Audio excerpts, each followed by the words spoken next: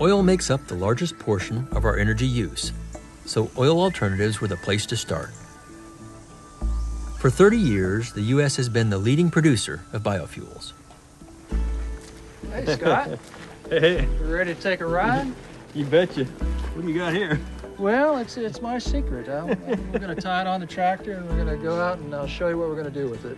Okay. You got me a little worried. Yeah, let's put it on the bucket. All right. Up a little bit. There you go. All right, let's get on and we'll go. I'm going to let you drive. Let's do it. Oh, good. Yeah, I'm serious. Yeah. We may never get there. Crank it up. Watch your dog. Yeah. Good?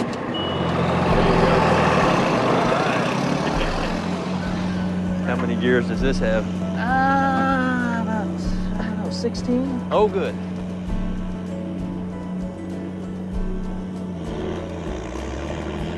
I think biofuels, it's the easiest thing to do because it's most similar to petroleum. We're used to it. And put in combustion engines, so we don't need that many changes.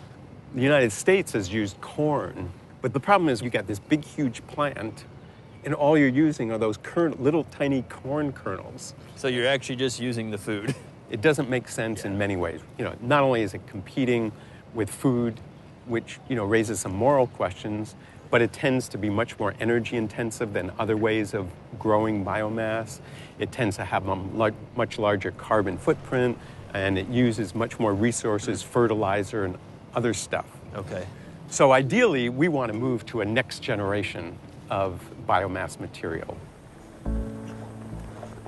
In Louisiana, they're already growing this next generation of crops. But will they be a better feedstock than corn? Boy, this is an amazing root system. To give an idea how tall it actually is, this is a 20-foot pole.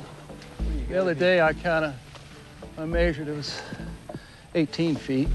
Now, how long have these been growing? Well, they were planted in May, middle of May. Of which year? This year. May of this year? Yeah, this is Jack and the Beanstalk territory here. And we're in September now. Yes. Now, what is it? I mean, what are we looking at? Well, it's a hybrid sorghum. It's bred especially to make cellulose. Okay. And the cellulose is going to be broken down into making ethanol. If we look to the future of biofuels, we need to use better feedstocks. Right. We should not, in my opinion, be using a lot of food to produce fuel. Yeah. Right? And so we need to learn how to turn lignocellulose material, the structural material of plants, into fuel. So the actual stalk. The stalk, the Leaves. some of the roots, and so on. Right. It seems cellulosic crops can be very productive on farmland and in a warm climate. But what about where conditions aren't so ideal?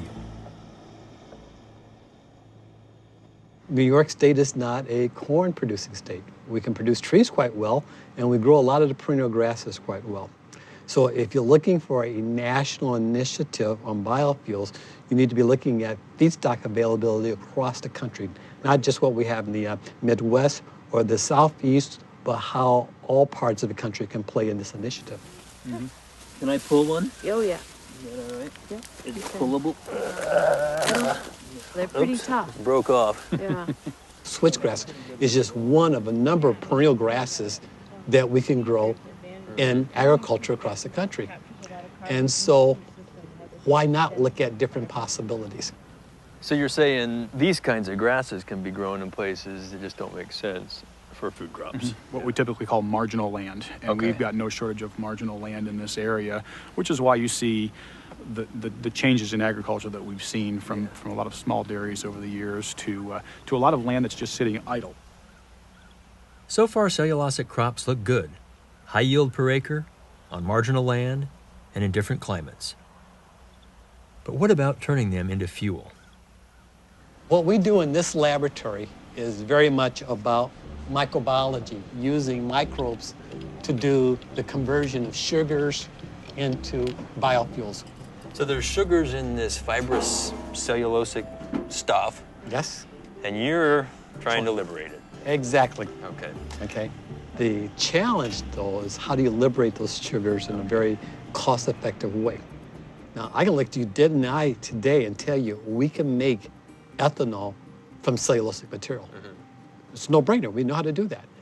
I can't tell you for sure that we can do it economically. It's one thing for me to say I can do great things here in the laboratory with my reactors. I've gone from this to that. Exactly, but it's another issue to really scale this up into hundreds of thousands of gallons, millions of gallons. Yes. So now there are some demonstration scale facilities, you know, a few million gallons a year, 10 million, 15 million gallon a year facilities, you know, pretty, in an energy sense, very small. Right. You know, we're talking now, I think this year the U.S. produced 25 million, 30 million gallons of ethanol from cellulose. Okay. You know, compared to 10 billion Right. of the corn ethanol. If I'm hearing you right, Dan, one of the great challenges then, as with most things energy, is scale. Just the scale of taking a low-density fuel, a crop, and converting it into a high-density liquid. You know, for bioenergy, scale is exactly the challenge, is exactly the problem. And because we use so much energy, it's mind-boggling how much energy we use. And if you make it from biomass materials, from land, you just need huge amounts of land. Right. I think in the end, we, the world, are going to decide that biofuels are a good option. Okay. But we'll never see biomass replace petroleum. It'll never happen. Right.